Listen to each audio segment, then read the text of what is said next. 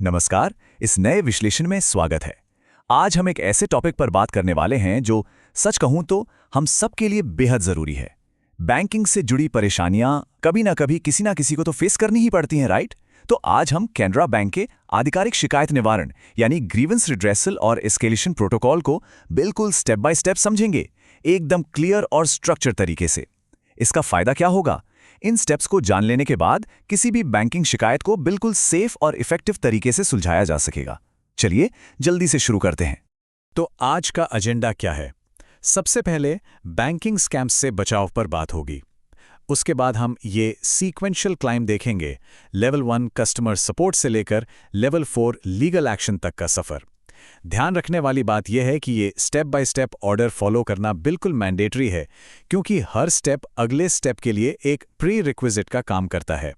बिना लेवल 1 के सीधे लेवल 4 पर नहीं जाया जा सकता। चलिए पहले हिस्से पर आते हैं।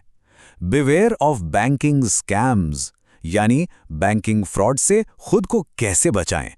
आधिकारिक प्रोसेस शुरू करने से पहले एक बहुत ही सीरियस वार्निंग देनी जरूरी है। आजकल केवाईसी अपडेट और अकाउंट ब्लॉक वाले स्कैम्स आग की तरह फैल रहे हैं। स्कैमर्स करते क्या हैं? वो गूगल और सोशल मीडिया पर एड्स चलाते हैं जिनमें कैनरा बैंक के नकली यानी fake customer care numbers highlight किए जाते हैं। लोग पैनिक में आकर उन नंबर्स पर कॉल कर देते हैं और ठगी का शिकार हो जाते हैं। इसलिए ऑनलाइन मिलने वाले किसी भी रैंडम नंबर पर भरोसा नहीं करना है, सिर्फ उन्हीं आधिकारिक कॉन्टैक्ट्स का यूज करना है जो हम आज डिस्कस करेंगे। एक बात हमेशा याद रखनी चाहिए, असली बैंक कर्मचारी कभी भी आपसे कुछ सेंसिटिव चीजें नहीं मांगेंगे, जैसे कि कैंडी ऐप का password, internet banking login, ATM pin या फिर ओटीपी। और हाँ, अगर कोई बोले कि किसी एरर को ठीक करने के लिए एनीडेस्क जैसा स्क्रीन शेयरिंग ऐप डाउनलोड कर लीजिए, तो तुरंत फोन कट कर दीजिए। ये सबसे बड़े रेड फ्लैग्स हैं और इन्हें पहचान कर ही हम अपने अकाउंट्स को सेफली प्रोटेक्ट कर सकते हैं। अब आते हैं मेन प्रोसेस पर। Level 1 customer support. ये किसी भी शिकायत को दर्ज करने का सबसे पहला कदम है। आगे बढ़ने के लिए सबसे पहले लेवल 1 ट्रैकिंग नंबर प्राप्त करना एब्सोल्युटली क्रूशियल है। संपर्क करने के 3 आधिकारिक तरीके हैं। इमीडिएट हेल्प के लिए toll free customer care number है 1800-1030। लिखित शिकायत के लिए ईमेल एड्रेस है hocss1@canarabank.com और ऑनलाइन कंप्लेंट पोर्टल के लिए ऑफिशियल वेबसाइट है canarabank.bank.in। ध्यान रहे, इन्हीं आधिकारिक माध्यमों का इस्तेमाल किया जाना चाहिए। कंप्लेंट दर्ज होने के बाद आगे क्या होता है? जिस दिन शिकायत दर्ज होती है यानी डे 0, वहां से कैनरा बैंक का लक्ष्य होता है 21 दिनों के अंदर एक फाइनल रिस्पांस देना। उनके 2026 सर्विस चार्टर के हिसाब से किसी भी स्टैंडर्ड लेवल 1 क्वेरी के लिए ये 21 दिन का टारगेट सेट किया गया है, तो हमें पेशेंस के साथ इतना समय वेट करना होता है। ओके, अब चलते हैं अगले स्टेप पर। Level 2 internal escalation. अगर लेवल 1 फेल हो जाए तो क्या करें? अगर 21 दिन बीत गए और ठीक ठाक समाधान नहीं मिला तो मुद्दा प्रिंसिपल नोडल ऑफिसर तक एस्केलेट करना पड़ता है। लिखित शिकायत सीधे हेड ऑफिस के इस पते पर भेजी जा सकती है। Canara bank head office, number 112 J.C. Road, Bengaluru, Karnataka, pin code 560002। Email भी कर सकते हैं। ईमेल आईडी वही पुरानी वाली है, hocss1@canarabank.com। पर एक ट्विस्ट है, ईमेल के सब्जेक्ट लाइन में एस्केलेशन टू नोडल ऑफिसर लिखना बिल्कुल मत भूलिएगा। और साथ ही ईमेल में registered mobile number, account number और लेवल 1 का रेफरेंस नंबर ऐड करना जरूरी है। एक बार जब इंटरनल एस्केलेशन हो जाता है तो टाइमलाइन बदल जाती है।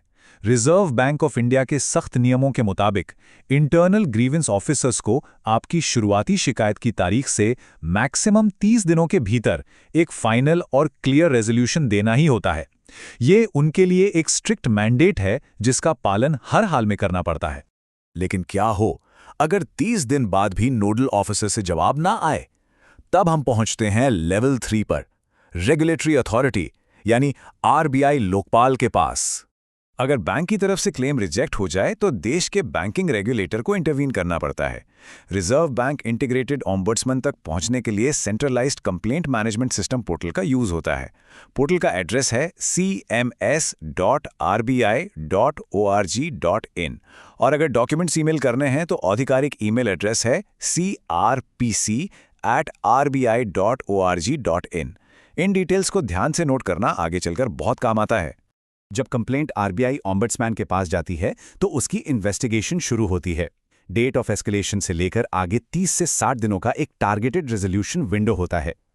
यहां सबसे बढ़िया बात यह है कि ऑम्बड्समैन एक स्वतंत्र बॉडी है। उनके पास ये पावर होती है कि वो आर्थिक नुकसान के लिए बैंक से सीधे कॉम्पेंसेशन यानी मुआवजा दिलवा सकें। ये आम आदमी के लिए बहुत बड़ा रिलीफ है। आखिर में आता है लेवल 4, लीगल एक्शन। ये सबसे आखिरी रास्ता है उन सिचुएशंस के लिए जहां नुकसान काफी बड़ा हो। अगर ऑम्बड्समैन से भी पूरी राहत नहीं मिलती, तब फाइनल लीगल एक्शन और आर्बिट्रेशन का रास्ता बचता है। सरकार ने इसके लिए भी पोर्टल्स बनाए हैं। मीडिएशन और मदद के लिए नेशनल कंज्यूमर हेल्पलाइन का टोल फ्री नंबर है 1915 और प्री लिटिगेशन के लिए पोर्टल्स हैं pgportal.gov.in और दूसरा नया पोर्टल है e-jagriti.gov.in। क्योंकि कैनरा बैंक एक पब्लिक सेक्टर अंडरटेकिंग है, इसलिए इन गवर्नमेंट पोर्टल्स के जरिए डिपार्टमेंट ऑफ फाइनेंशियल सर्विसेज तक भी शिकायत पहुंचाई जा सकती है।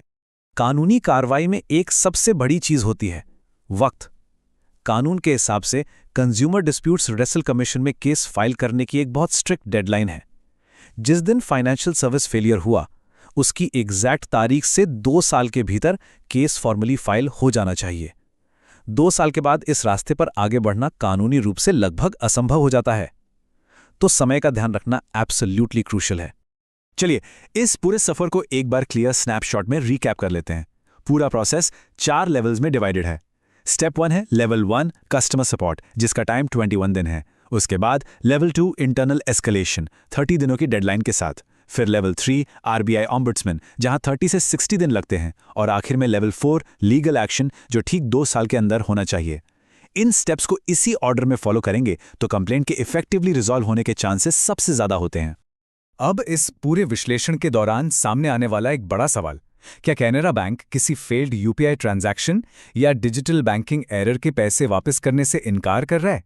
ऐसी स्थिति नेचुरली किसी को भी निराश कर सकती है, लेकिन यही वो वक्त होता है जहां फ्रस्ट्रेशन की जगह प्रॉपर प्रोसेस को फॉलो करने और कम्युनिटी गाइडेंस का सहारा लेने की जरूरत पड़ती है।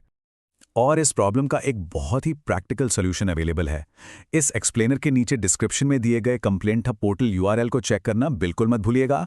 वहां पर आपको ऐसी रिसोर्सेज मिलेंगी जो ब्रांच लेवल डिस्प्यूट्स को सीधे हेडक्वार्टर्स तक ले जाने के लिए सही रिटन टेम्पलेट्स प्रोवाइड करती हैं। हम सबको बैंकिंग सिस्टम में अपने अधिकार पता होने ही चाहिए। परेशानी में घबराने के बजाय एक स्ट्रक्चर्ड रास्ता अपनाइए। मुझे उम्मीद है इस विश्लेषण से प्रोसेस बिल्कुल क्लियर हो गया होगा। सही जानकारी से ही सही अधिकार मिलते हैं। सतर्क रहिए और जागरूक बनिए।